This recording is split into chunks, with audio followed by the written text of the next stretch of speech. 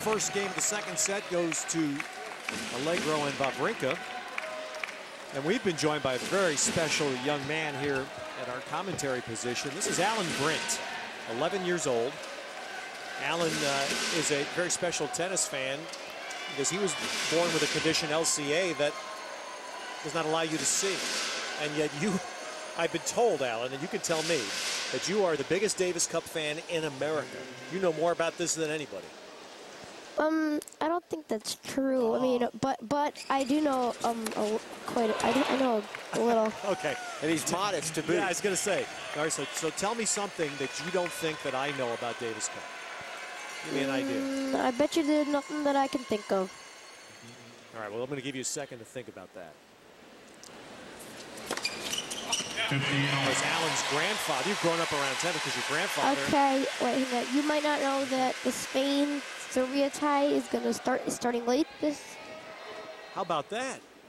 Isn't that something? Did you know that? I did know that, but that's okay. I don't think too many other people knew that.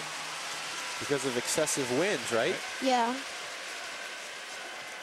So your grandpa, Alan Schwartz, a past president of the USTA. I know that. Grandpa helped make you a tennis fan? Kind of.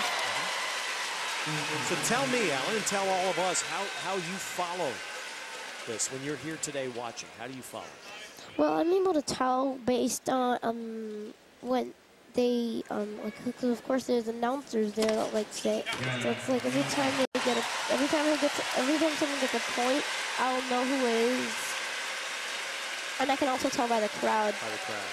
So you like Davis Cup because the crowd's much more involved, right? I know, yeah. Every time the crowd is loud, I can tell it's like every time I hear a big roar, I know that point went to the home team. So you would have been easy for you to follow my matches. When the crowd booed, you would know that I won a point. Well, I'm just teasing you. Yeah, I know. Except at the U.S. Open, they were always very supportive of me there. Well, of course. I mean, at the U.S. Open, that's much harder because you never know who they're rooting for. The Grand Slams are a lot more impartial. Yeah, except in the finals. That's the easiest, but it's still not that easy. Now, who's your favorite player?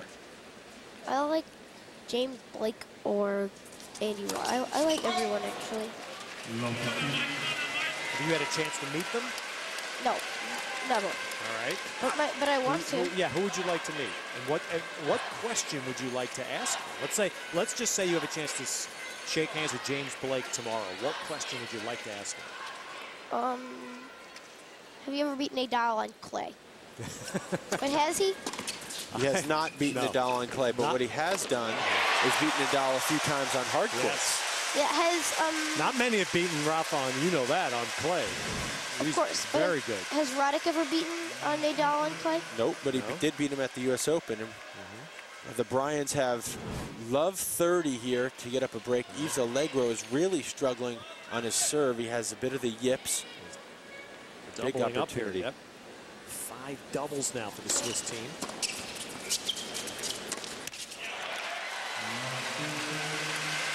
Well, as you referenced, Justin, the Bryans are such good runners here. If they get this early break, second set. That's that lob return that's that lob return I talked about from Bob Bryan. He does such a great job keeping his opponents off the net. I have a question. Shoot, big guy. Go ahead, Alan. If the U.S. wins this Davis Cup, which I hope happens, who are they going to play next round? Croatia. They'll play in Croatia, and hopefully you'll be there to cheer us on. And thank you very much for being here. Try not to take my job. But hang on, just a second. They're going to be in Croatia if they win? In Croatia. And what surface do you think they're going to pick? They're going to play an outdoor clay. They told me that already. Hey, Alan, we have to go to a commercial. You understand that, right? Yeah. Thanks so much. It's a pleasure to meet you, my young friend. Alan Brint at the Davis Cup in Birmingham.